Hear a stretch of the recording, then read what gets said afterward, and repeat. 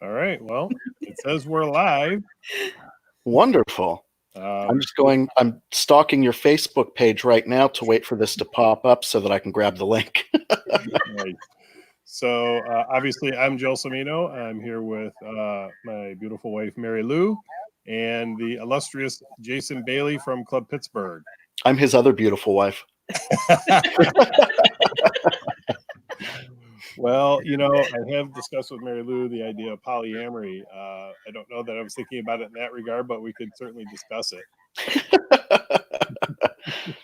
We can form a band of people all in a relationship who have their hand in one sex business or another, form an empire.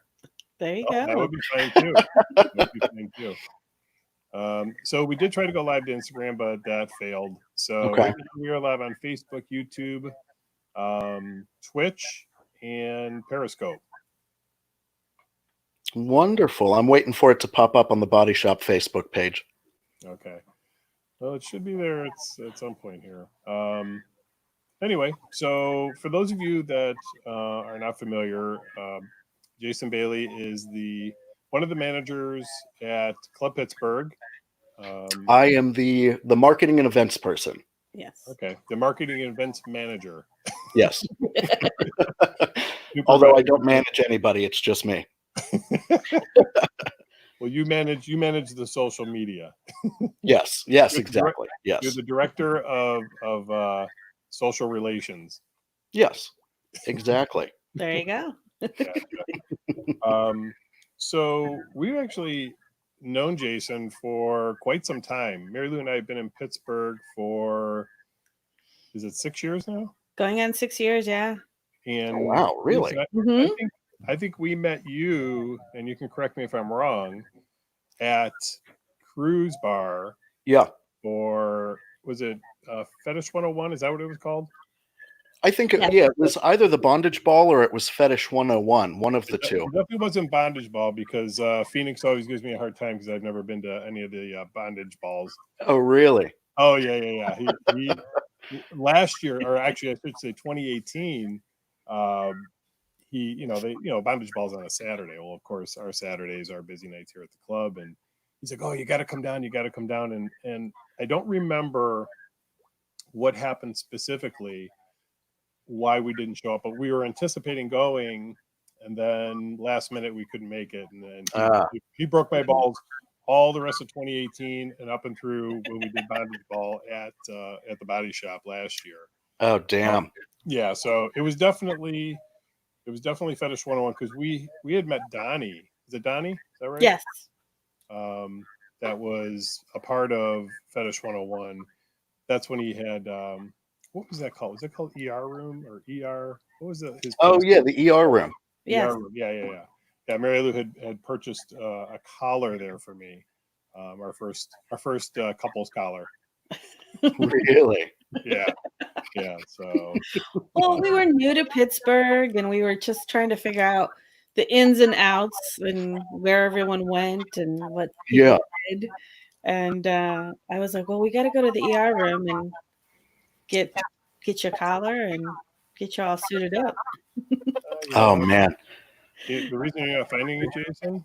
Yeah. Is, you should find it now. I actually clicked the Body Shop staff page rather than the Body Shop page. So it should. Oh, okay. I'll grab it now. For those of you just joining us now on Facebook, I apologize. Yes. I had set up the wrong link, and so now we should be live on the Body Shop page. So it should. Okay, I'll grab it. Hang on one sec.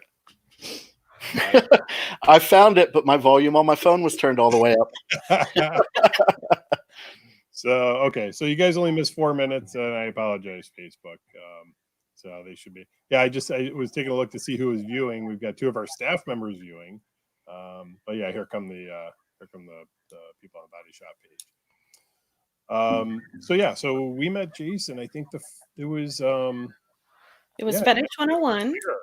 First year. So because also there was a hot mass. And we were thinking about going to that, but we never made it. Yeah, I think we discussed that. So a little bit about that night. That was the first time that I had ever been flogged, and it was wonderful. I loved it, and I learned a lot about myself that night because I told him to start light and get progressively harder every single time, and I was playing a game with myself to see how hard I could get flogged without flinching, and I never ended up finding out because they interrupted us to do some sort of contest on stage. Oh, geez. This was taking place on stage then? Well, this was on the dance floor area, but the stage was sort of commanding attention, and so everybody just kind of stopped whatever activity they were involved in. Mm-hmm. And I never got to find out. But later that night, one of the owners of Club Pittsburgh, who was also one of the owners of Cruise, comes up to me, and this isn't going to be a very good impression, but he's like, hi, hey, yeah, so these folks out here, they're doing something kind of like we're doing. You should go talk to them. And so we sat out on the deck for quite a while, and the three of us chatted. Yes. It was a fun night. I didn't realize the first part of that. Yeah. Yeah, I don't know if you've had any interactions with him since, but I'm certain that he introduced himself to you that night. Okay. That you're probably right about that. And I apologize because I don't remember a ton about that night. But what's interesting is I remember talking to you. There was a young lady that we talked to that night. I don't even know how we got entangled in a conversation with her, but we ended up talking to her for a good hour or 2 hours. Actually, she sat with us for quite some time. And then fast forward a couple of years later, I think she came to one of our club events, just random. And I don't think she recognized either one of us, either Marilu or I. And I barely recognized her. I'm like, I know you from somewhere. And it wasn't until I was talking to her for a couple of minutes that I realized it was that night at Cruise, the same night that we had met you. Yeah. So, yeah, Pittsburgh's been pretty welcoming to us. We've been blessed. Yeah, that was an incredibly eventful night. It seems like for you, for sure. Oh, yeah. Oh, my God. It was for you, too, because you don't remember too much. No, I do remember I had gotten somebody was doing what's called the black boot, like shoe polishing or whatever. I think they're called. I don't know what the fetish is, but black boot. Boot blacking. Boot blacking. There you go. Thank you. Yeah. So much I know. Yeah, that was cool as fuck. Cause I mean, I love having my shoes shined anyway. Yeah. And yeah, she spent or they I shouldn't presume they spent probably a good 20 minutes on my shoes. That was good. Nice. Well, I was watching that. It was rather sensual because it wasn't just the shoes that she was they were kind of interacting with at one point or another. Yeah. So it's kind of like, oh, okay, this is different. Yeah, I'll take it. So, I'll be frank, I don't know a lot about Club Pittsburgh other than just kind of what it is. What is the history of Club Pittsburgh? How did it come to be, and how long has it been around, and all that fun stuff? Well, Club Pittsburgh opened in 2001. It was not the first gay bathhouse here in the city. I think that there were two others, but I only recall the name of one of them called the Arena. And it was, from what I understand, it was before my time here. But it was out in the middle of nowhere under a bridge, and it was a scary place to go to, and it eventually burned down. Oh. But Club Pittsburgh opened in 2001, and it's one of the relatively newer bathhouses. Are lot there of bathhouses in Pittsburgh yet, or is that the only one now? Oh, it's still the only one. Okay. Yeah, the other two are long gone. If somebody watching knows, pop it in the comments, but I don't remember the name of the other one. Okay. So 2001, what was the building before then? Because Marilu and I have been there one time. We came on the all gender night. That's on Thursdays, if my memory serves. Yeah. And it seems like it's I don't want to say an older building, but the building's obviously been around a while. What was it before that? Do you know? Well, if the other owner, Steve, is watching, he's going to slap me, but I don't remember. Uh, he, he's given us photo journals of the construction from within the building, pictures of what it used to be before. And that's just something that just didn't stick with me. I'm not sure. So somebody posted the Arena Bathhouse was on Forbes Avenue near the Birmingham Bridge. Okay. So I do believe that there was another one, though, and that's the one that I can't recall. So if whoever posted that knows who the other bathhouse was, please let us know. Yeah. So you don't recall what it was. 2001 it was built. How long have you been with Club Pittsburgh? Well, I came along in about halfway. Well, no, at the beginning of 2015. My degree was in marketing and communications. Okay. But while I was in school, I took a tech job with a company that provided internet and television to student apartment complexes. And throughout the time that I was in school, I worked my way up to a regional account manager position. It was wonderful. It was a good salary job, and I made plenty of money. But I had to travel a lot, and I wasn't particularly happy with the work. And so when I wasn't traveling, I would go and find other weird part-time jobs. And I wanted to know what it was like to work at the bathhouse. So I got in contact with John McMarlin, the manager, and I asked him if he had like one night a week. And he did.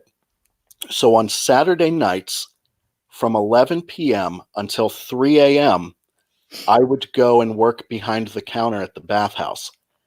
And I decided, or I was forced to quit after about 6 months because I was going on travel.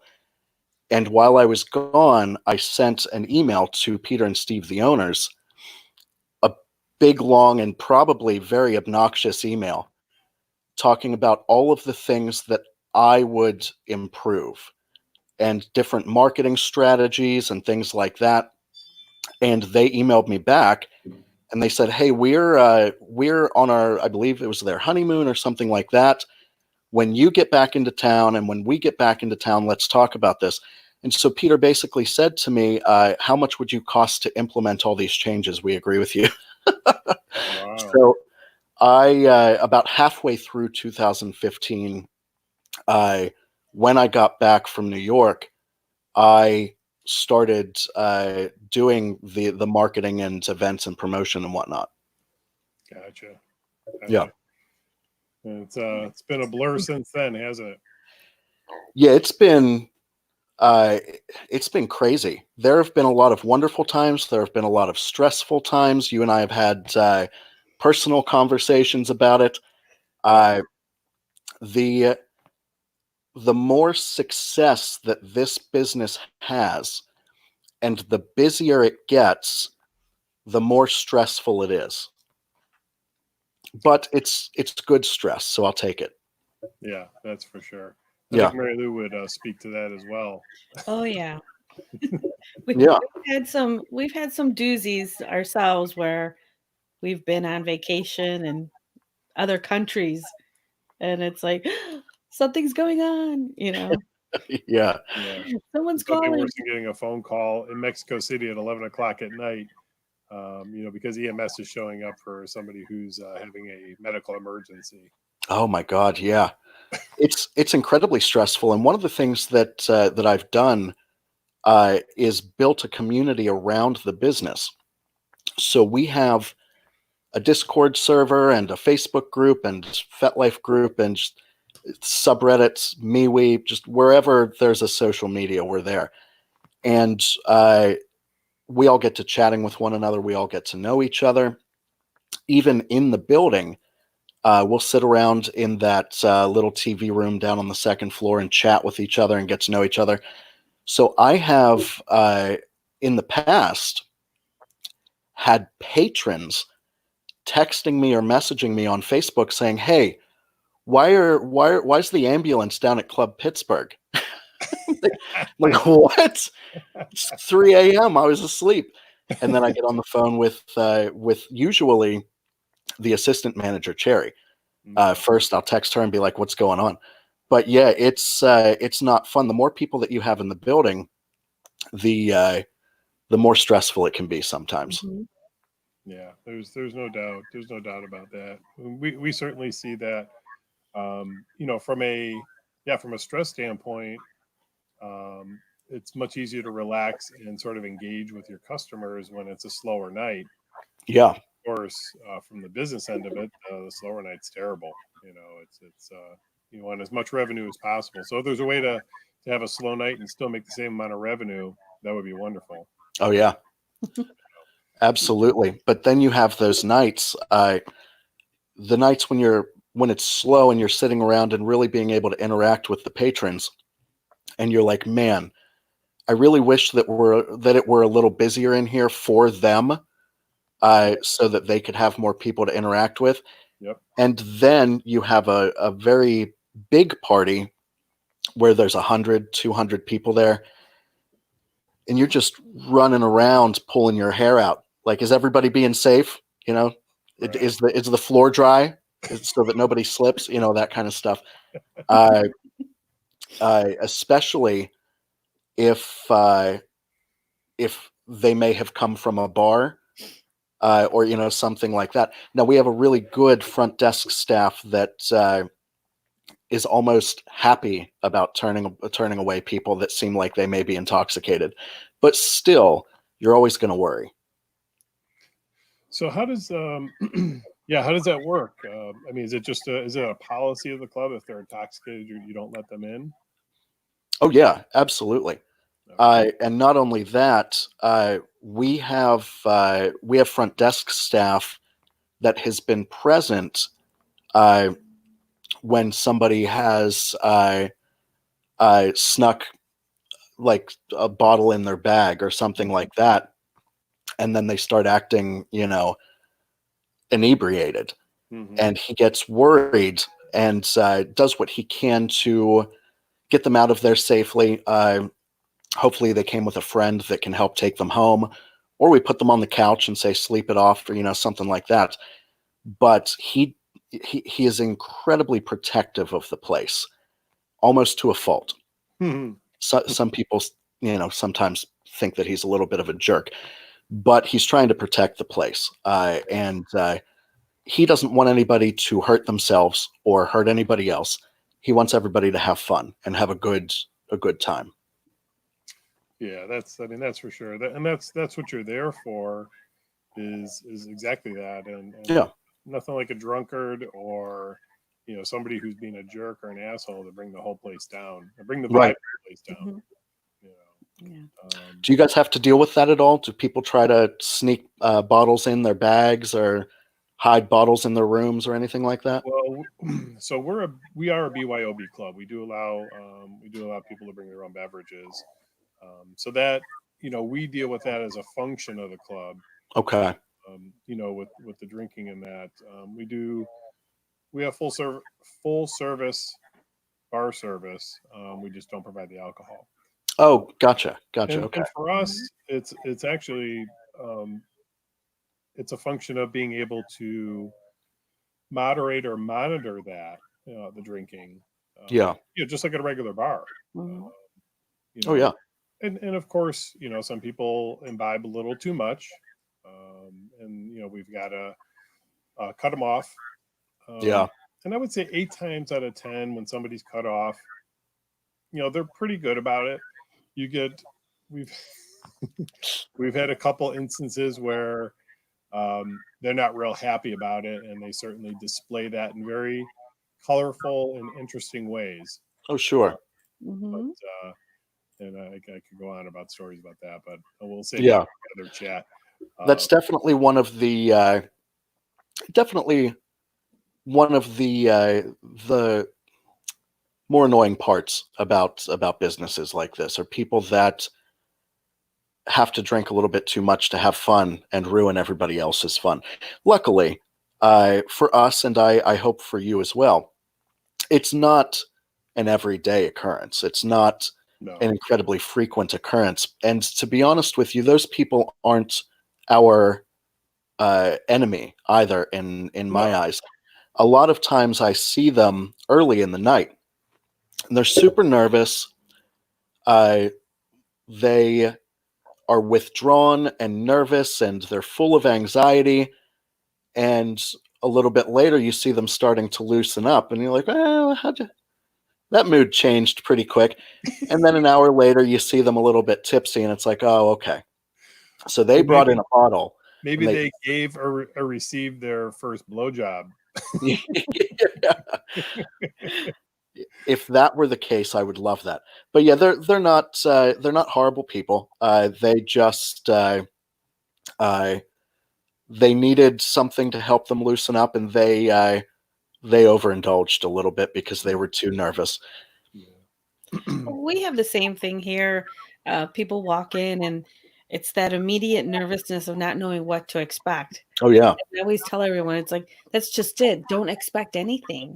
You're just here to have a good time. oh yeah, Whatever happens, happens if you choose to, obviously consensually.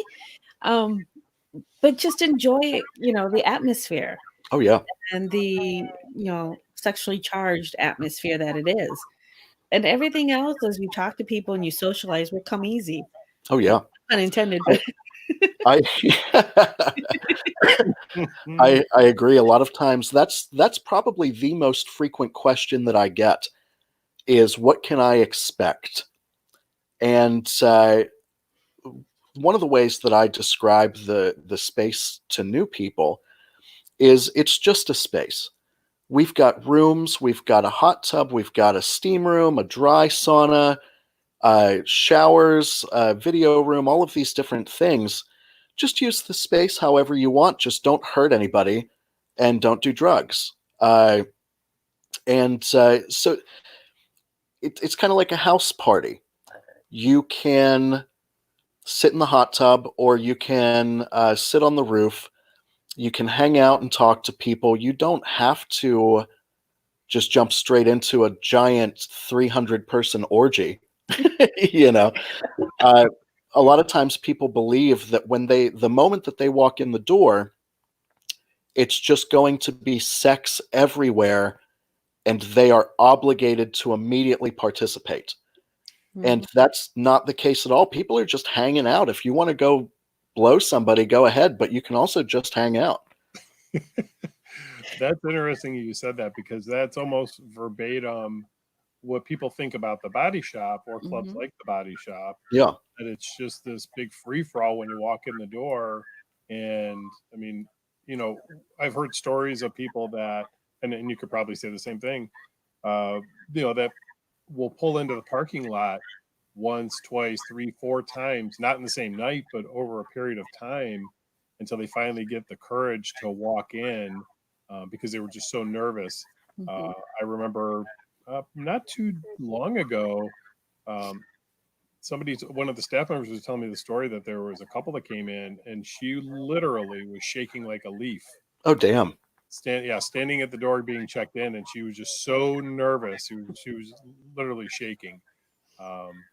But it's nice, and just like you said, you I think once you get in, you realize it's not this seedy overwhelming sort of Yeah.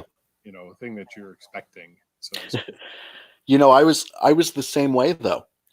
A number of years ago, I was with the guy that I was dating at the time in DC, and he wanted to go to the Crew Club, which is one of their bathhouses. And so I went with him, but I didn't know what to expect, and I was nervous. Got checked in, put my towel on, went into the steam room, and this guy comes up to me and just touches my shoulder and says, "You're cute." I started to hyperventilate, and I got dressed and left. And in looking back, the guy was also really attractive. I mean, I was attracted to him. It was just how overwhelming the situation was. And now here I am, the marketing and events guy at the bathhouse, and I go to bathhouse conferences every year and talk with all the other bathhouses. However, about 3 months ago, I went to my first strip club. I went to Cheerleaders, And I was nervous about that for some reason. I don't know why, but I go up to the stage and wanted to, like, I tried to have like this nervous conversation with the dancer, and she pulls her G-string out because I've got the money in my hand and she wants me to put it in her G-string. And for some reason, I'm like, is it okay if I just put it in there? They don't want to have a big conversation with you like that. They just want you to do it. But it just felt so weird. I'm like, am I allowed to do that? Right. Oh my Lord. They probably thought, they definitely had thoughts about me. Well, we've had some similar instances ourselves, like when we've been traveling, where we're kind of like, even being nervous about going somewhere new, or also just not knowing, like we were in Argentina, and it was like, very prim and proper in the sense that you had to be dressed a specific way to get in, and so forth, and we were like, well, what if if we're not dressed properly? What if we get turned away at the yeah. at the red carpet? So then it was like, yeah, well, yeah, let's just go get some drinks. Yeah. That's Yeah, exactly what I would you do. would think being able to, being involved in the clubs, going to another club would just be like, no big deal, Yeah. But yeah, even for me, there's a nervousness. We've been to not a ton of other clubs, but we've been to several other clubs, Mhm. and it's always a little nerve wracking. Even though you kind of have an idea what you're walking into, it's still, I don't know. Like maybe it's like riding a roller coaster. You've been on other roller coasters, but it's like you're going on this roller coaster for the first time. It's like you've been on, you know what they're like, but what is this one going to be like? So a question for you then. Oh, okay. Mhm. If you go to another club that is just like at least relatively nearby within a few states, do you tell the people that you're chatting with that you own the body shop, or do you wait to see if they say anything about the body shop? Well, so two things. How do I say this? So when we go to other clubs, number one, we act like a patron, just like everybody else. We Mhm. buy the membership or register.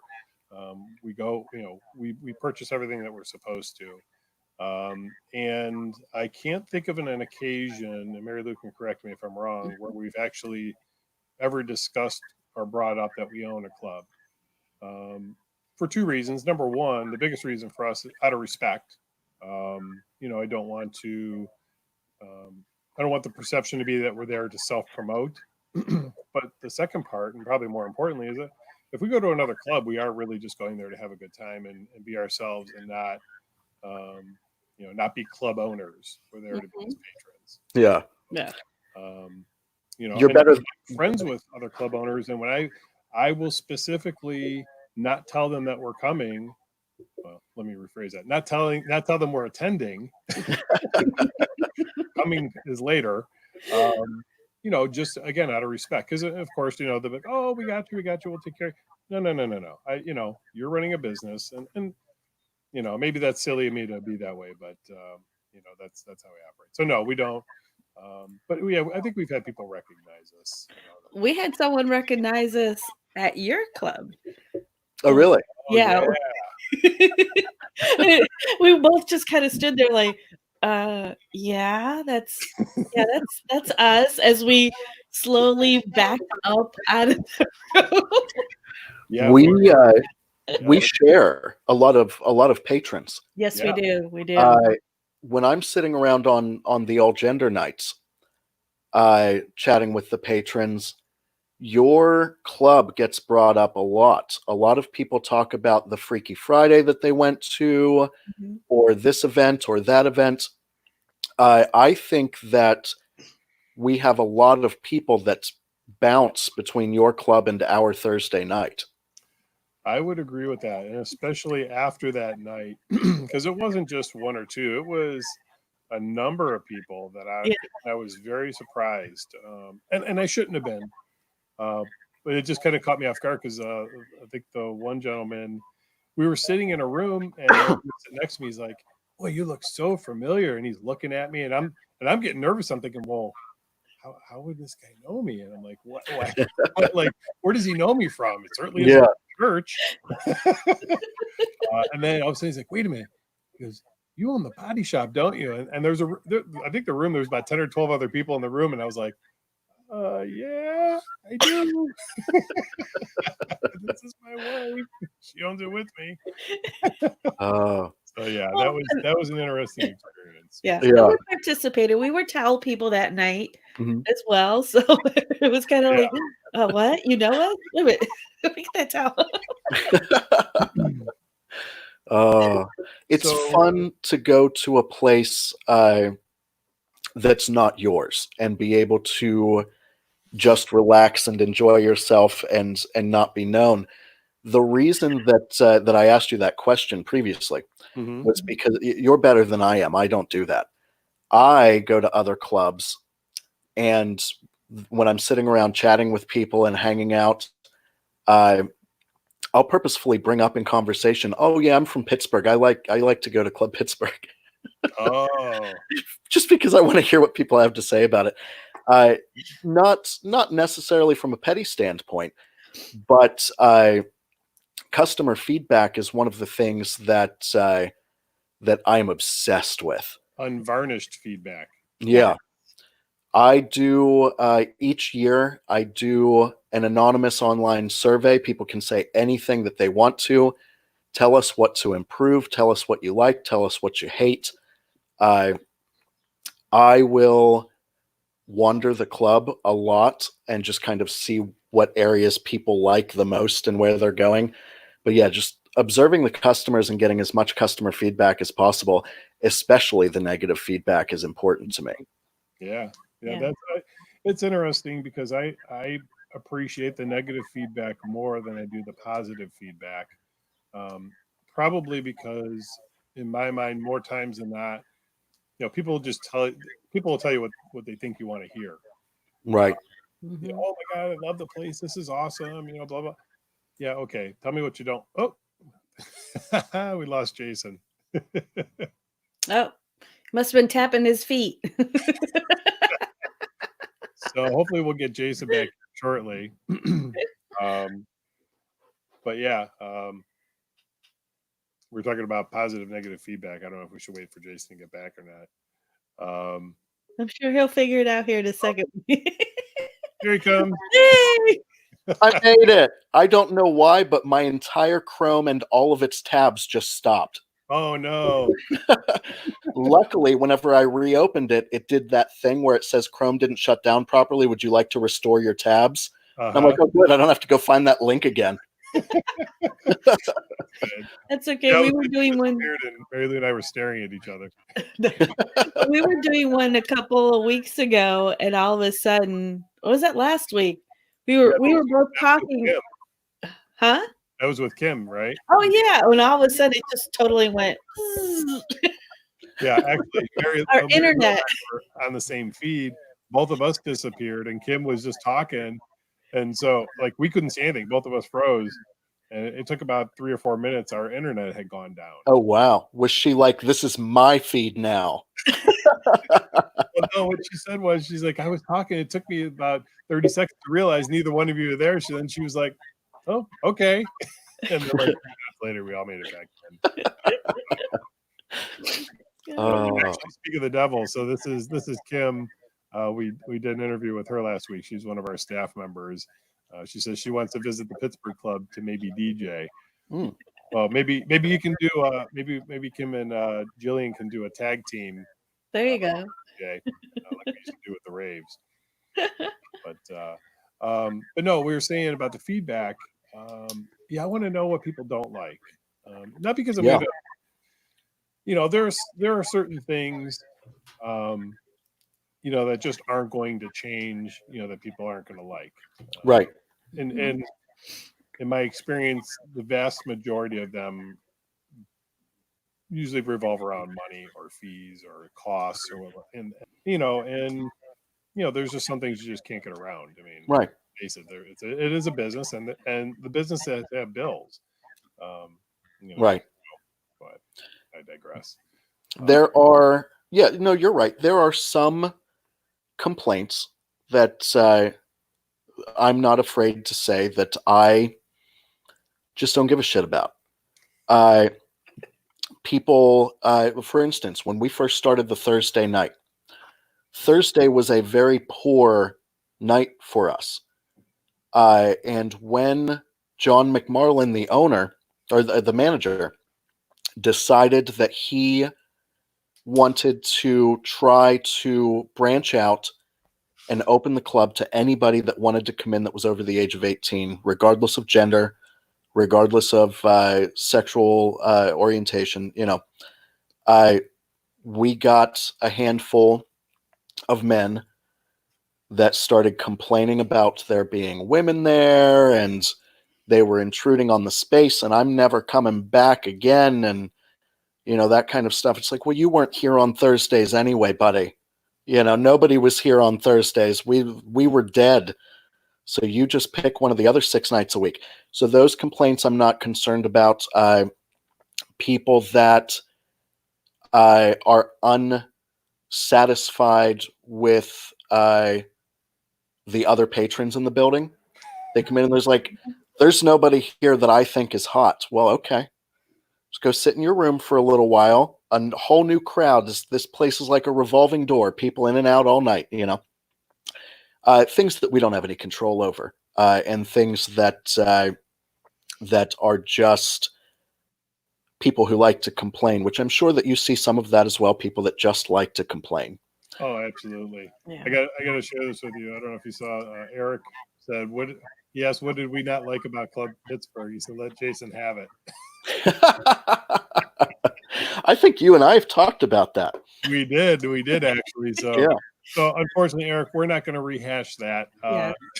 Jason, well, no, I want to bring it up a little bit if you don't mind. No, please. Yeah.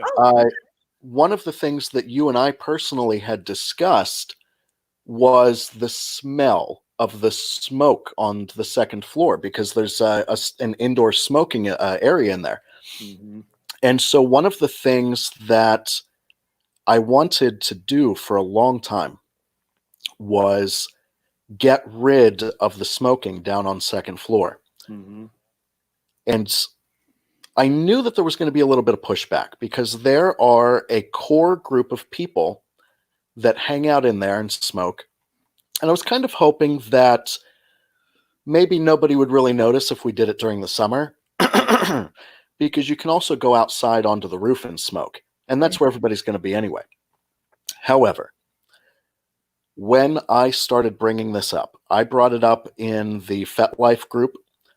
I brought it up in the Facebook group. I brought it up in Discord. I'm very transparent with the community that we have over here. Mm-hmm. And I talk to them about the things that I'm thinking about. And sometimes I talk to them about the things that I'm thinking about before I even talk to the owners and managers. Mm. And so I got so much pushback. I figured if it were, 10 or 15 people, that's what I was expecting. But it was a ton of people. So I don't know if we're going to be able to get rid of smoking on the second floor or not. Well, I'm certainly not going to try and change your mind on that. You and I talked ad nauseum about it one night. I just, I don't know what the percentages of patrons, smokers versus non-smokers as your general makeup. Mm-hmm. You and I talked about this about the bar business in Ohio when Ohio went completely non-smoking, and there's no doubt there were numerous people that were up in arms about it. They were fit to be tied. Yeah. But at the end of the day, business didn't suffer. Yeah. I was running an after-hours club. I was running at the time, probably one of the more nefarious clubs in the city, where there was a lot of shenanigans going on. It had nothing to do with sex. It was just pure after hours. And when we went on smoking, it wasn't even a blip on the radar in terms of business. Oh yeah. You know, people learn to adapt. And you might get a couple people that say, "Oh, I'm never coming back." They'll come back.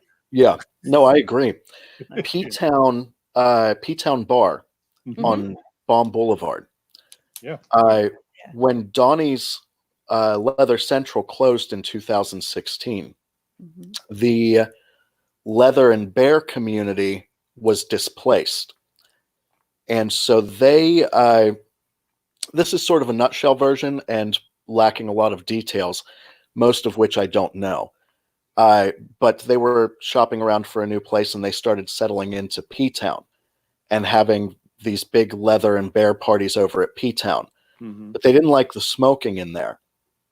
And so the owners decided that on the weekends, which is their busiest time, Right. or should be their busiest time, they were going to get rid of the smoking for the leather and bear community. Okay.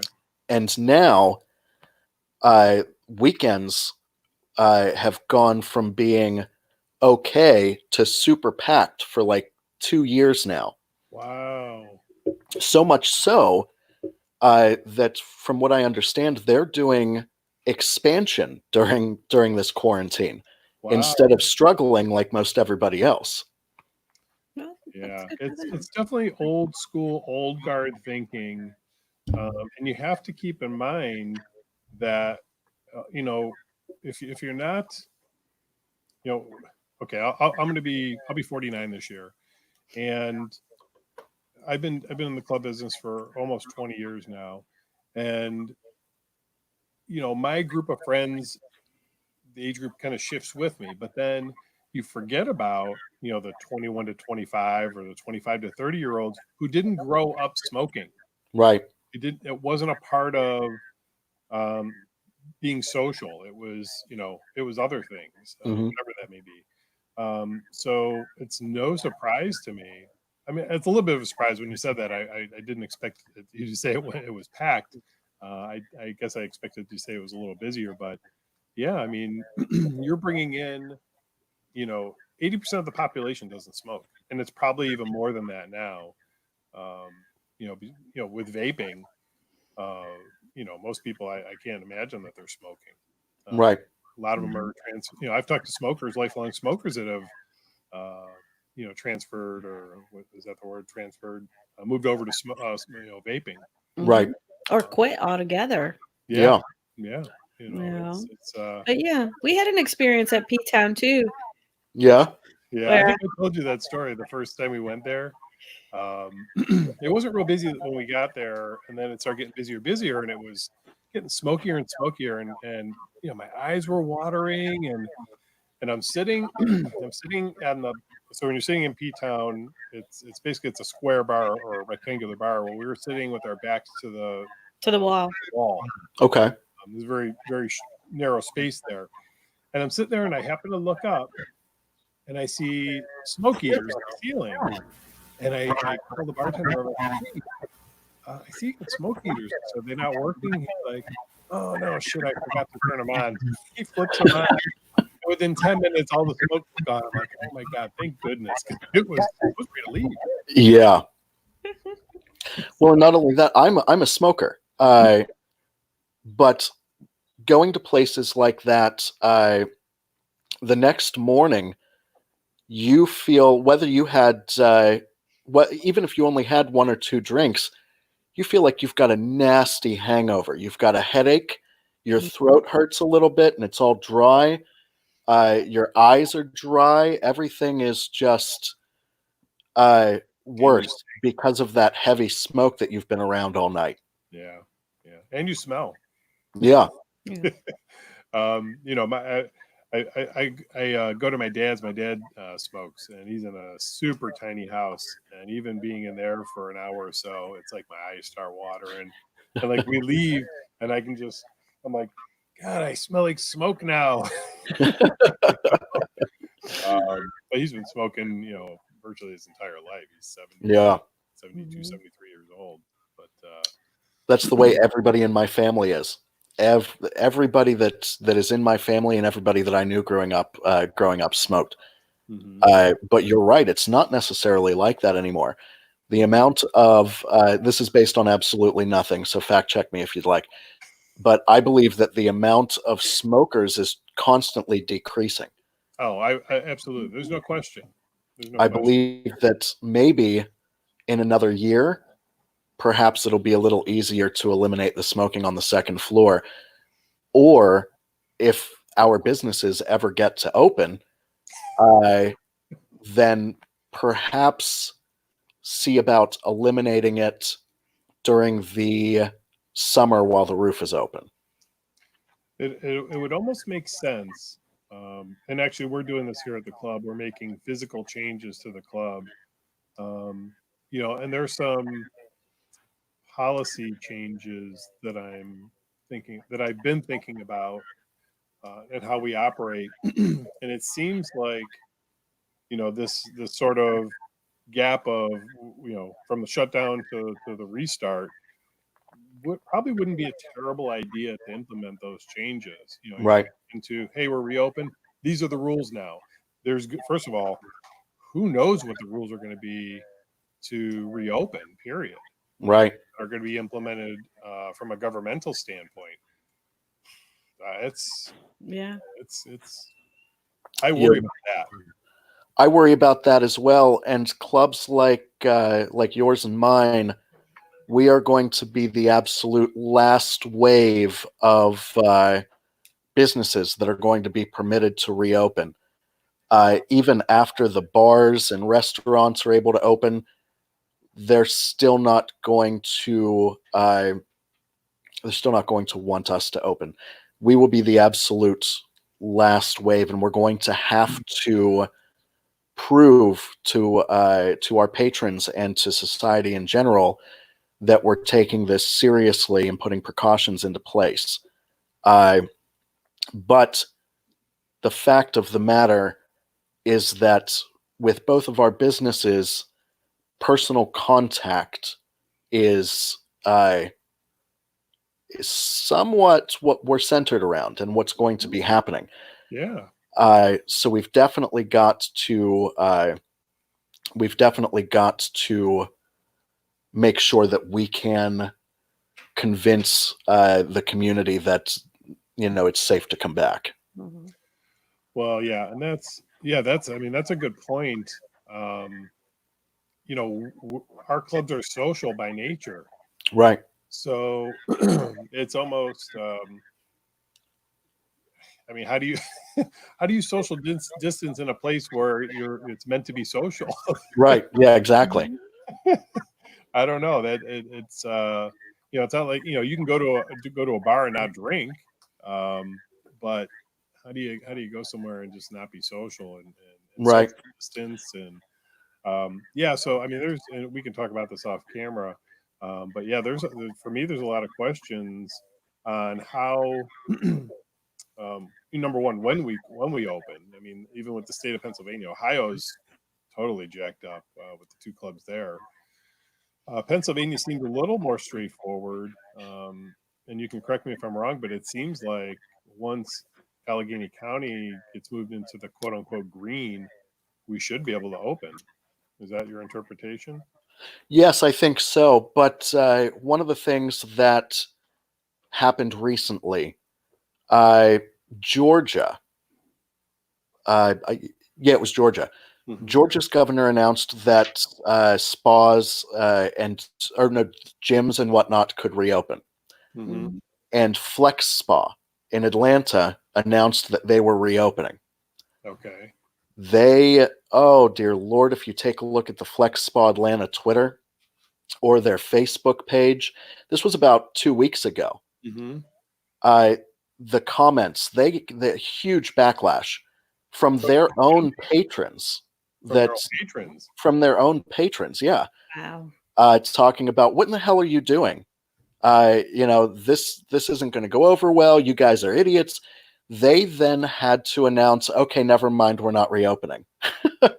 So when it is, we have to decide, even if we are green, is it safe for us to reopen?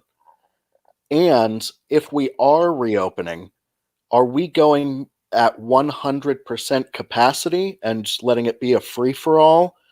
Or are we going to have restrictions in place? I think that there may be a period of time where we have to get creative, just like you're doing this right now.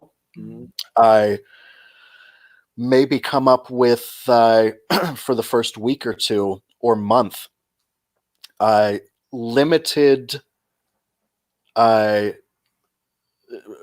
do I want to say this?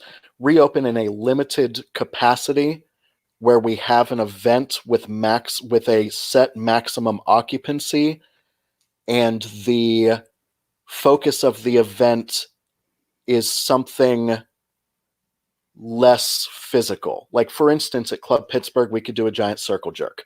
Nobody's touching each other. They're all just watching each other touch themselves. You know, we could set the max occupancy at 20 people. Jerky. That kind of thing, just sort of limited capacity things. I don't know if it's going to be necessary, but I have been thinking about that sort of thing in my head.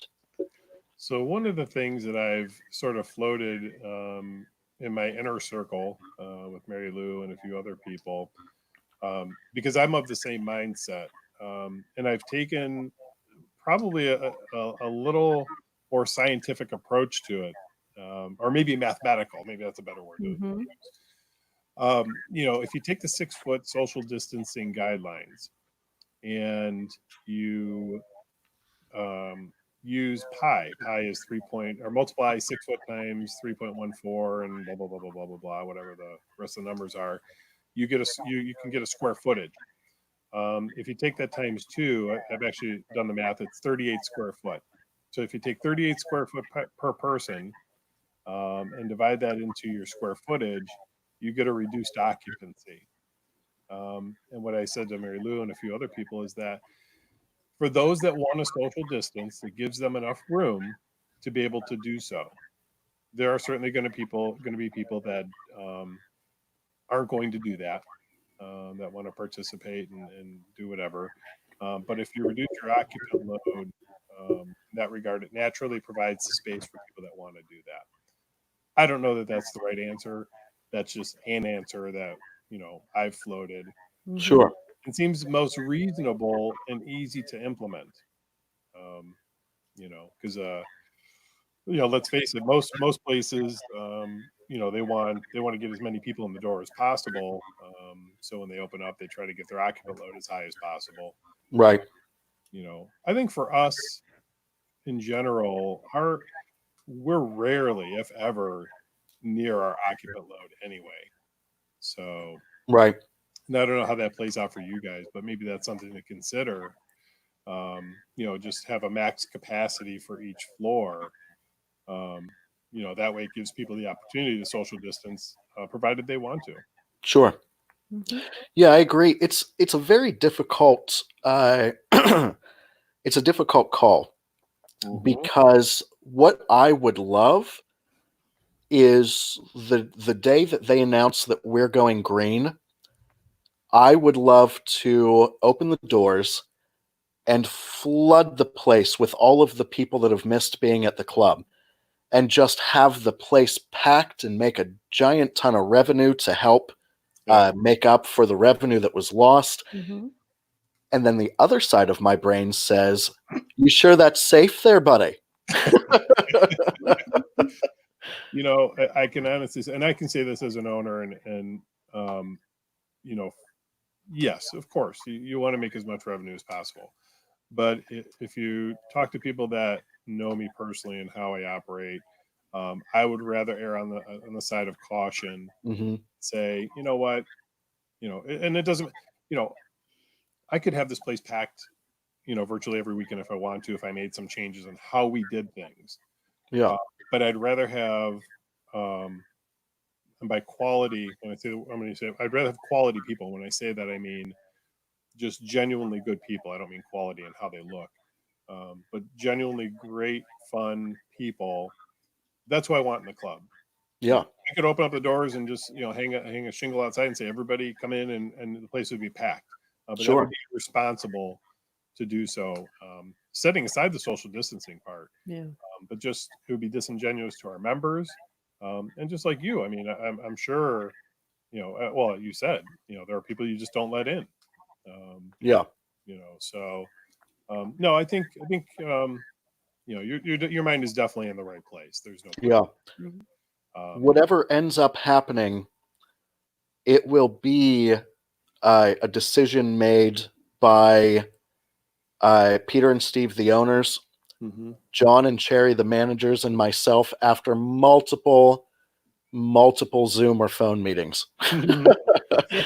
Yeah.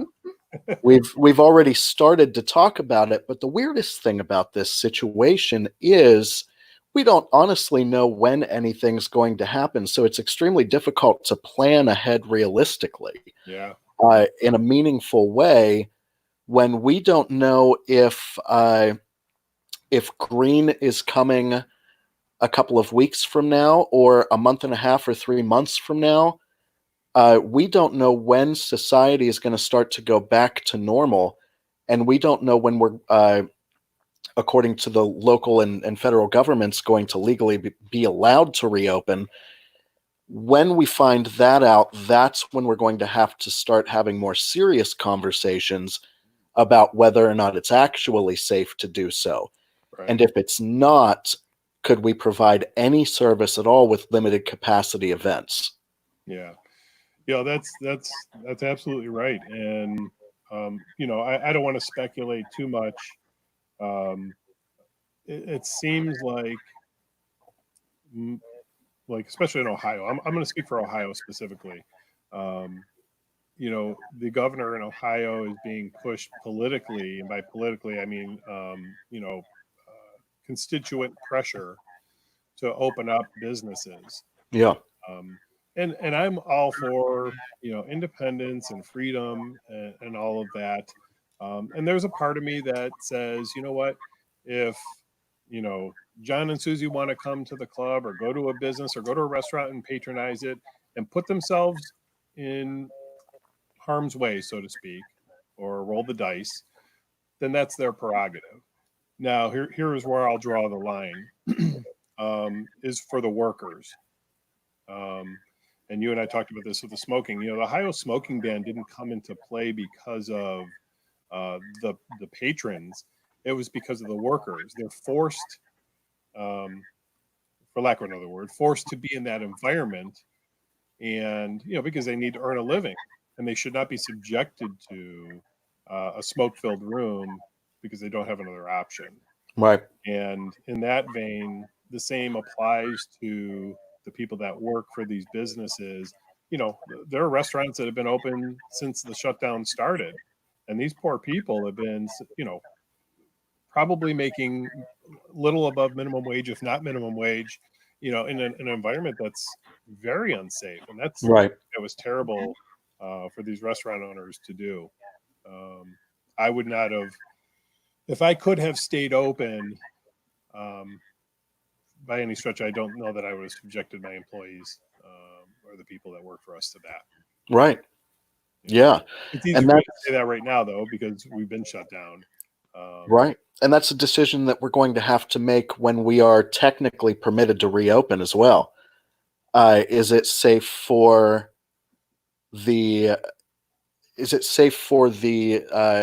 employees at the club and the body shop to be exposed to all of the bodily fluids and all of the things that people have touched and whatnot? That's why I think that if the restrictions are lifted and put back to green relatively soon, there's going to be a lot of planning involved in creating a space that's safe for people to enter at a limited capacity. If it happens a few months from now and the new cases are practically gone, then I would feel much better about saying, okay, come one, come all. You know, Unintended. it's really going to depend on the timing Yeah. and what the climate looks like in terms of new COVID cases. Well, Marilu is part of that workforce that's been not shut down, so to speak. So she could Right. probably speak a little bit about that as well.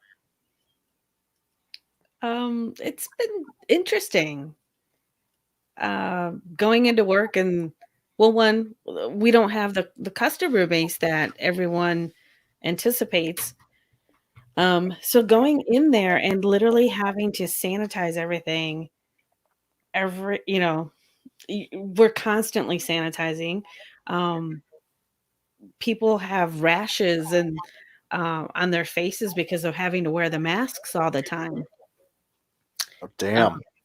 So it really takes a toll on all the essential workers, whether there's someone that's working, at McDonald's, or there's someone in the airline industry, or someone, as your nurses and doctors. It's been really, really hard. And I think also too, unfortunately, some of the customer base that they do have, um, are coming out at their worst. Yeah. You know, I've seen some interactions that are just this rudeness and entitlement of people, and you're like, we're here to serve you. Right. Be patient with what's going on, and be understanding of what is going on. You're not the only person here trying to obtain whatever it is you are at the store or at the doctor's office. Right. Inconvenienced. Everyone's been inconvenienced, and I've certainly had my bouts of being aggravated or whatever. And I actually I think it was last week or the week before, I had to go to a Busy Beaver, and I had not experienced having to wait outside to get into a store as of yet. I walked up and I saw this line of people stand. There was like 12 or 15 people standing outside Busy Beaver to get in there, and I'm like, now this is stupid. I'm not saying it out loud. In my head, I'm like, this is flipping stupid. What the hell's going on here? And I think I didn't wait more than 5 or 7 minutes before I got to get in, but it was just the appearance of it being an inconvenience. Right. And that's really what it really boils down to, is that most of the things that we're really having to deal with are just mere inconveniences. They're not Sure. changing things for sure. So Sure. Give me just 1 second. The joys of broadcasting live from home. I just heard my cat knock something over in the kitchen. I got to go make sure it's nothing dangerous. I'm going to mute. Continue on without me. I'll be back in about 30 seconds. I'll pull you out of the stream with Marilu, and I'll keep it going. When you come back, I'll pop you back in. Sounds good. Oh my gosh. So yeah, we're getting some comments here. We'll address some of those. So you can see the comments, right, Marilu? Oh yeah. Yeah, I can see the comments there. Yeah, so somebody suggested a full coverage latex party. I don't know how that works. Maybe just all latex gear. Maybe you wear a latex bodysuit. Everyone, That's yeah. I think probably suggested that. Yeah, but there's a lot that you can do with latex, Yeah. just the sensual touch, ice cubes and heat, that's very sensual and erotic that, you can still have a good party with and not have it be full contact bodily fluids per se. Or a hot poker. Or yeah. Kim says we should give the first 50 people through the door a roll of toilet paper. Toilet paper. Well, and everyone's saying the first party should be like a steampunk party or something where you're wearing masks and so that's like the theme of it. Right. Assless what? Tyvek suits. Oh.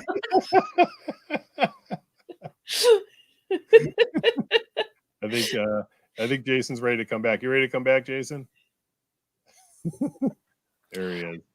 So I don't know what it was, and I don't know if that's good or bad. We'll find out later, right?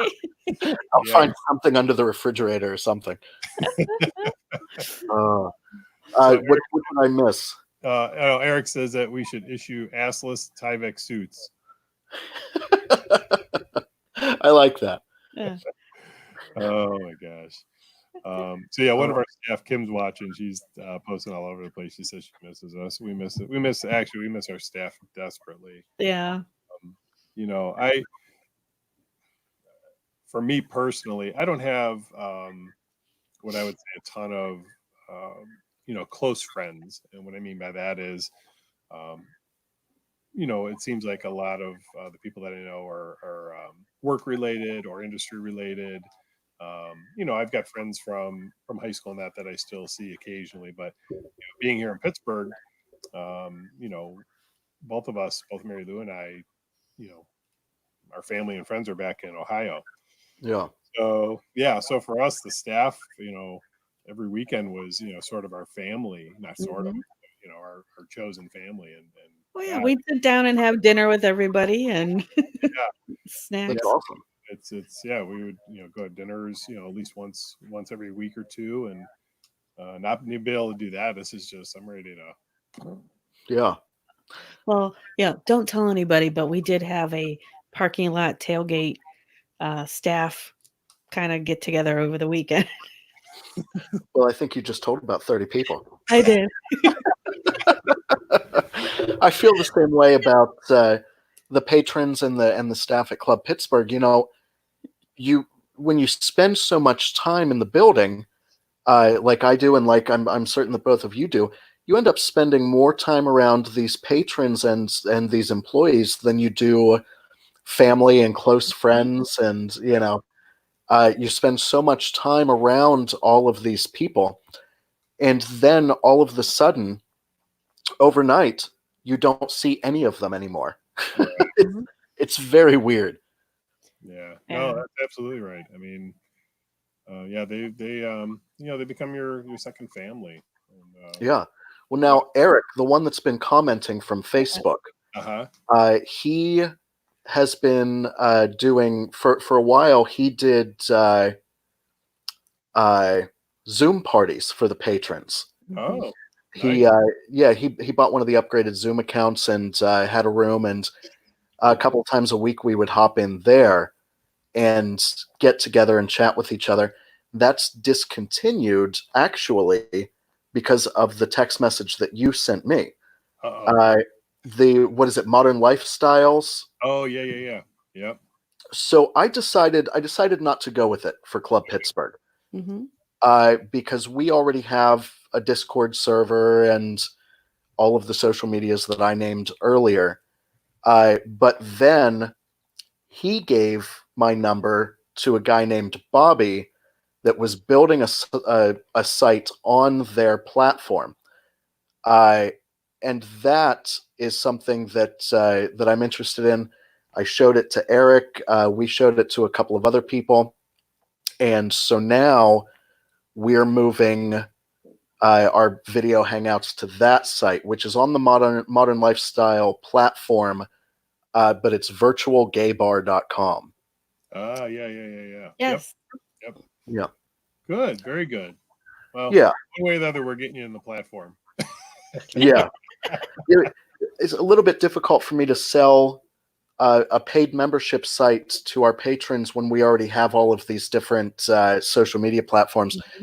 But on virtualgaybar.com, it's not just Club Pittsburgh. They could interact with any other bar or club or whoever's put their group on that platform. No, that's great. Good for you. Yeah. I'm glad it's working out. Now, I saw last weekend, and forgive me because I can't remember the name of the site, but you guys did a party last weekend, virtual party. On the site. Well, that wasn't. Are you talking about the communion party? Yes, that's what it was. I was like, if the number was come. So communion. It was a plan word. It was come union. Yeah. So Communion is a group out of California. Okay. And they started out having their own parties, but then began branching out and marketing their branded parties at other venues. So basically, we have a party called Communion. Oh. But the benefit to it is that we've got these guys in California promoting it on their social media and whatnot. So it's an international party being held at a ton of different venues. Okay. They started a bathhouse employee relief fund on GoFundMe for the employees of their venues. And relief isn't a play on words, is it? What's that? Relief isn't a play on words, is it? Well, I don't know. It's by an organization called Communion, so it might be. But so they organized this gigantic Zoom call on Saturday night in an effort to give people something to do, but also in an effort to put eyes on that fundraiser that they're doing. Oh, nice. That's good. It was a wonderful, beautiful, disgusting mess. I can only imagine. Zoom, I don't know that Zoom was meant to handle 500 people or whatever it was at its peak. There was probably a lot of this going on. There was a lot of tiny, tiny little thumbnail boxes, and you couldn't see who was in them. Oh my God. Now, was that done on Zoom? Yes. Oh my gosh. Which I don't recommend anybody does that again. It was find a different platform. Go to virtualgaybar.com. But so what ended up happening very, very early on, while the hosts were still figuring out how to do everything, were the trolls that found the link online. So people spamming the N-word and just anything that you can imagine that trolls do. That was like, filling up the chat for a long time. And just, I think that maybe Zoom is not the appropriate place for a 500-person jerk-off party. Well, we actually know. I was going to say, we actually know somebody who got us a cease and desist letter from Zoom for their parties because of the illicit behavior that was happening. Was it Bobby from virtualgaybar.com? No. Oh, okay, because he did too. He got one also. Oh, did he too? Yeah. Oh my God. Yeah. No, this was a regular a lifestyle club. And oh wow. Zoom. But it doesn't help also that a bunch of media outlets started running stories about the virtual sex parties on Zoom. Right. And here's my opinion, and it's obviously a little jaded. If you're paying for a platform, to be able to do something like that, I don't understand what the real issue is. I can see something like Facebook, Instagram. I was going to say Twitter, but Twitter lets you do virtually anything you want anyway. Yeah. Because they're free platforms. They're being provided free of charge, so you have to operate under those rules. But, if I'm paying you a fee every month to participate or use your service, I should be able to use it in the fashion that I want to, provided that it's not illegal. Yeah. Hurting anybody. But, I digress. I very much agree. If they offer the service and you want to jerk off with other consenting adults from your own home, it doesn't affect them one way or another unless they're concerned about liability. There's not any particular way to verify who using their service is under 18. So that would potentially be a concern. But yeah, so perhaps they're just nervous about it from a legal standpoint. Well, that certainly makes sense because you're not charging all of the participants in that regard. Now for like for virtual, was it virtual gay bar? Yeah. And then like for Club Body Shop and the other people that are using like our sort of platform, the only way to access those services, um, in my opinion, is verifying through a paid account. Right. Not that somebody under 18 can't have a credit card. Right. Typically, it's a credit card that's monitored by mom and dad. And I'm fairly certain that the majority of children aren't going to be using the credit card that their parents monitor to go to virtual gay bar or the body shop or Right. any other service like that. I could be wrong, and there certainly could be instances, but No, that's absolutely right. There's going to be liability anywhere, but with a paid membership site that requires a credit card, that liability is reduced significantly, agreed. or the risk is reduced significantly. So speaking of that, and I hope I'm not overstepping by asking, it's sort of in that vein. Have you experienced any issues in that regard with the physical location, like legal issues, like that, with with activities that may or may not take place on premise? Are you specifically talking about underage people? No. Oh, I mean, yeah. in terms of, we talked about, things, that are happening between consenting adults or whatever, that's always, I know I'll speak for myself. When opening up the clubs, there's always a little pushback, because we're on premise clubs. And sometimes you get a little pushback from municipalities or whatever because, well, you're an adult business and people are having sex and so on and so forth. Have you experienced anything like that? As a city or any city officials ever given you an ass ache about it? No pun intended. Well, no, not necessarily. And we've had officials in the building, medical emergencies, things like that, a handful of times over the years. They don't really seem to bother us. Now there was maybe a year ago, maybe 2 years ago. Time doesn't really have any meaning anymore. I know. We got some noise complaints. We decided to have hot mass on the roof. And the first one was great, and everybody loved it, and it went off without a hitch. And then the second and third time we tried to do it, we got noise complaints both times, which I don't really blame anybody because we have a DJ on our roof at 3:00 in the morning in the middle of downtown Pittsburgh.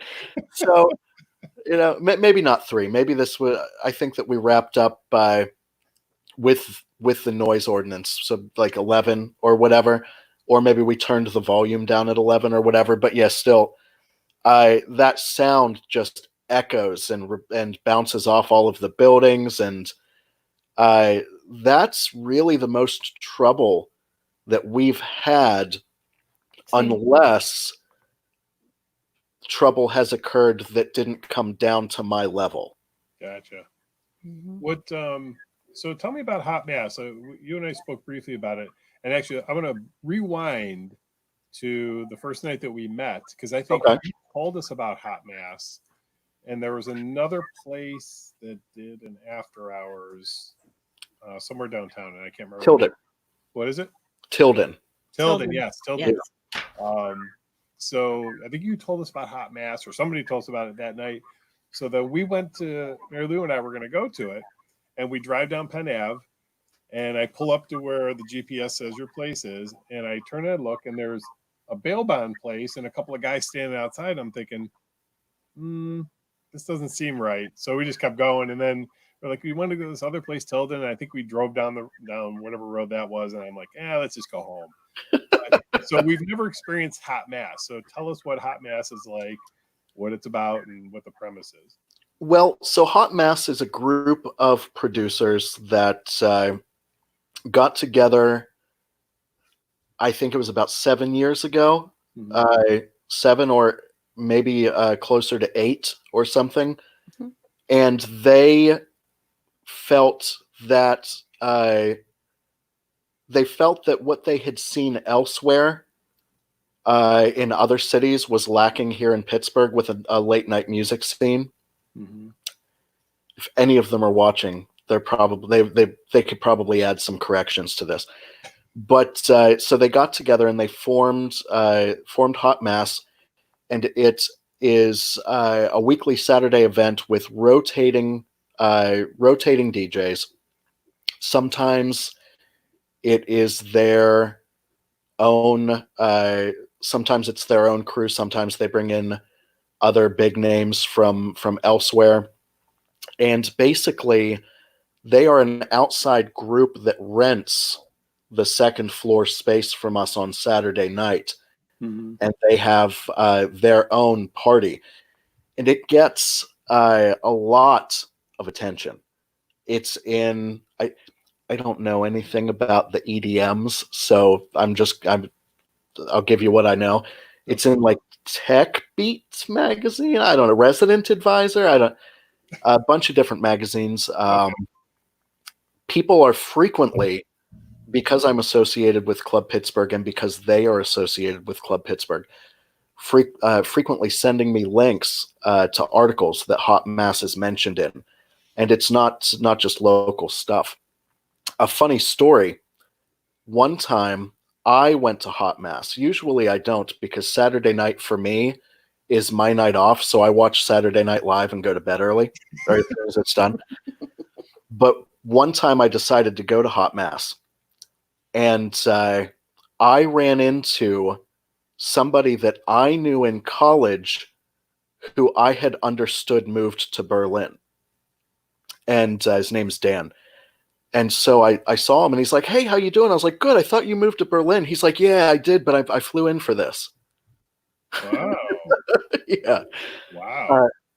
But yeah, so it's I believe that the reason for the success is due to their commitment to bringing in like top-notch, big-name people and creating an environment that isn't just about partying and getting wasted and, you know, all that kind of stuff.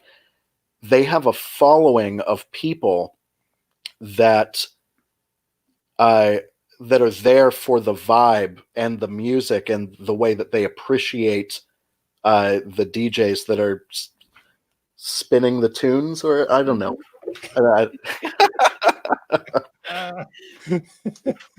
I'm more of a punk rock kind of guy. EDM was never my thing.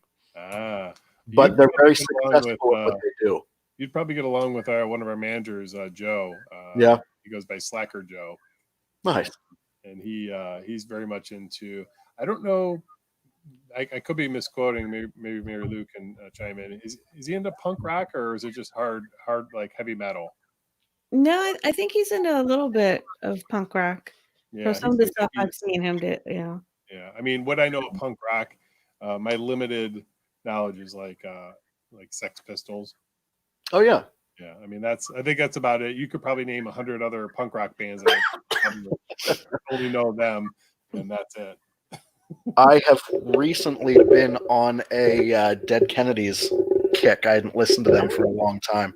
Okay, I've heard of Dead Kennedys. Yeah. Yeah, they're wonderful.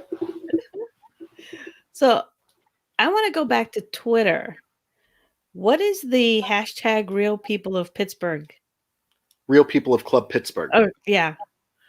So I'm going to just repeat everything that we started this conversation earlier, but we weren't broadcasting yet. So I'm going to start from the beginning. It's difficult to create advertisements for this club that are representative of the actual people that attend the club, especially if I'm using license-free images, which most of the time I prefer to do. I don't want to have to spend a marketing budget or bug the owners for more marketing money just to buy pictures when there are, you know, a lot of license-free images out there. But the problem that comes with that is that you get these beautiful chiseled people, and probably partially photoshopped as well. So you end up seeing an advertisement or a flyer for a Club Pittsburgh party, and it's always these beautiful people. And sometimes even people even comment on those posts and joke like, that's not what the people that come to Club Pittsburgh look like. And I don't know if they're being a dickhead or not, but it's also kind of true. Everybody, the people that come to Club Pittsburgh are actual real people, and they're all beautiful, but they don't look like the people in the advertisements. So one of the things that I wanted to do was start a campaign called Real People of Club Pittsburgh. And so I put the word out in the different online communities that we have around the club about donating pictures to this campaign. And a lot of them were even taken in the club in the person's room, which, just for the record, we do not condone photography in the club. Don't take pictures outside of your room, and don't take pictures of any other people in the club. But if you want to take a selfie, but if you want to take a selfie in your room with the door closed, I'm okay with that. So we started this campaign initially on Twitter, but Instagram, but I had to be very careful about what I posted because they only permit like artistic nudity and no frontal nudity. So it ended up just being a whole bunch of pictures of butts. What is the difference between artistic nudity and frontal nudity? Can't they be one and the same? Well, according to their standards, I have no idea. But yeah, they ended up just deleting our account. I don't know if you did you watch the interview with Lanaya Marie? Okay, yeah, we interviewed her, and she is on her 5th iteration of Instagram. Oh, really? Yeah, and she's a sex educator. She's not a sex worker in the traditional sense that you would think of a sex worker. She's a sex educator, and the vast majority of what she posts is related to that, or adult toys, things like that. But yeah, she's on her 5th iteration of her Instagram account. Oh, damn. The first thing they did was shadow ban us, so we weren't showing up in any search results or being placed in the hashtag lists. And then they just, one day I went to log in and it said this account does not exist. I was like, oh, okay. So I decided to take all those butt pictures and all of the dick pics that I hadn't been able to post and just put them over on Twitter, where Twitter knows how to have a good time. You can do all the nudity over there you want. So the campaign has been much more successful on Twitter anyway. And we've gotten a lot of participation. And it's just fun for people to be able to go and see this is what the real people that go to the club look like. Yep. We get that all the time. Marilu and I, if you text the club, both of us get those messages, but we get messages from people all the time asking, is it all Ken and Barbies, or we're a little older, or we're not in as good a shape as we used to be, or I've never been in good shape. Are we going to feel ostracized, or are people going to talk to us? And Billy Maxwell here is saying, these are real people that attend the club. Yeah. This isn't like what you see on television. It's not all skinny model material. People that walk through the door, and to be frank, I almost want to say none of them really are. You might get a handful over the course of a year or so, but they're all just regular people like us. I get a little bit nervous when I see somebody like that come through the door at Club Pittsburgh. Somebody that looks like they could be a model. Because when that happens, there's about a 50% chance that they're going to strut around like they own the place and treat everybody like shit. And I'm always nervous that that's going to happen. Now, don't get me wrong. There have been some very beautiful people that have come into the club and have been extremely kind Yes. But Mhm. there have been some very beautiful people that have come in and they've acted like the shit didn't stink. Mary Lou, But do you remember the couple that texted us asking about whether or not our club had a weight limit? Oh yeah. I you were reading your phone, I was reading my phone, and it was like all of a sudden we just both looked at each other. It was like, who the hell do they think they are? damn. And then send pictures of themselves Yeah. like this is who we are. And then I said something snarky back, like, that I don't remember exactly what I said back, but I said something really snarky back to him. He's like, "Oh, well, I was just kidding, ha ha ha." And I said back, I said, "Well, that wasn't funny." Yeah, damn. Well, 'Cause because they responded something to the effect about that they wish their home club kept the fat people out. Oh, Jesus. And we were like, "What? Maybe our club is not the place for you." Yeah, this Yeah. doesn't seem like. here's the irony to that. So they sent their photo, um, and not only were they fairly average looking, I think I told you I'm 49. They were probably both 10 years older than me. And if they weren't, they certainly looked 10 years older than me. Oh, damn. Thought to myself, you know, you're asking that, and there's probably, because we get younger people sometimes that get a little anxious about, are we going to be the youngest people there? Are there going to be people our age there? Which, I think that's a fair question. Yeah. Regardless of where you fall in, there are people in their mid 30s that ask that. Are there going to be people there our age? But yeah, I mean, there's, yeah, it's amazing how some people think of themselves or carry themselves like they're better than everybody else. Yeah. So, And that's a shame because it's those people are missing out on so many connections and so many interactions with really amazing people. Mhm. yeah, One of the things that I think that we have in common is we have some really cool people that come to our clubs. Some people that are incredibly easy to talk to, and just good people that I'm glad that I know because of this club. you know. there's no question about that. But the Yeah, thing about that is they come in all different shapes, sizes, and ages. yeah. Yeah. So anybody who's going to, be like the person that texted you, they're going to miss out on those people. But anyway, I interrupted. Go ahead.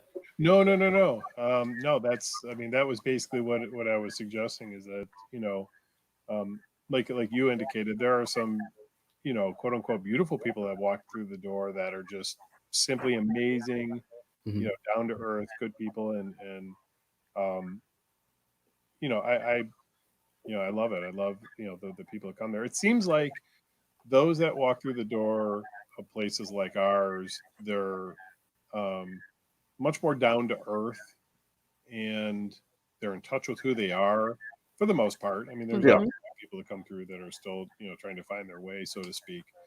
But yeah, they just have a different perspective on life, and they're not there to stand and pose, or that's a term that gets used a lot in our clubs. The people that Mhm. stand around and pose. Look how hot I am. Those are actually few and far between. But there are Yeah. clubs like that. There are events that are hosted. They call them HWP parties, and I'm not gonna. I'm acquainted with people who run parties like that, so I'm not gonna talk too much about it. But the whole premise is that you have to be height weight proportionate, or fit into a certain visual measure in order to get in or be approved. Which Mhm. I don't agree with that, but that's just Well, we don't more have. power to those people. I don't feel that way, and it seems as though you don't feel that way. But that leaves me with more to look at. I don't know. Maybe it's because of watching television, magazines, porn, all of that sort of thing. I'm just kind of tired of the stereotypical thin muscle, that kind of thing. I want to see, and I'm attracted to personally, real bodies. bodies that are different than what you've been looking at your entire life. Different curves and moles, freckles, things like that. I think bodies are wonderful. And I think that the more unique, the better. Yeah. Well, I'm real squishy. Me too. And they get squishier and squishier as I get older. But overall, being sexy is all about your confidence and your attitude, how you put yourself out there. It's not all about necessarily looks. Yeah. And a lot of people don't get that. They're Right. so caught up in what they see in magazines and on TV and everything, and it's like you're never going to see that Right. in real life. Yeah. So I want to see the dimple on your ass. I want to see your muffin top. I want to see everybody's body the way that it is, and I think that all of them. And I wasn't saying you. I was gonna say, would Marilu show you pictures of me? Because you just described me to a T. wait a minute, you were the one that showed your nip. What's that? He took a picture of himself the other day and posted it on Facebook, and everyone's commenting that his nipple is showing. Yeah, they were suggesting I had a nipple slip, and I'm like, oh, I didn't get a slip. I did that on purpose. I can show my nipples on Facebook. Did you are the two of you in the Polly in Pittsburgh group on Facebook? Yes. They did they missed Selfie Sunday yesterday, so they did one today. Yes. Okay. And if you take a look, I posted my getting ready picture for this, and it was fresh out of the shower with my hair up and everywhere. Nice. Yeah, I saw that one earlier. Did you? So we're going to start wrapping up because unfortunately Marilu has to get up early in the morning, but I wanted to give you the opportunity to let everybody know who watches this or is watching this. How can they find Club Pittsburgh online and get in touch with you if need be? Sure. Well, if you're on a web page, we probably are too. We have a Facebook page, just search Club Pittsburgh.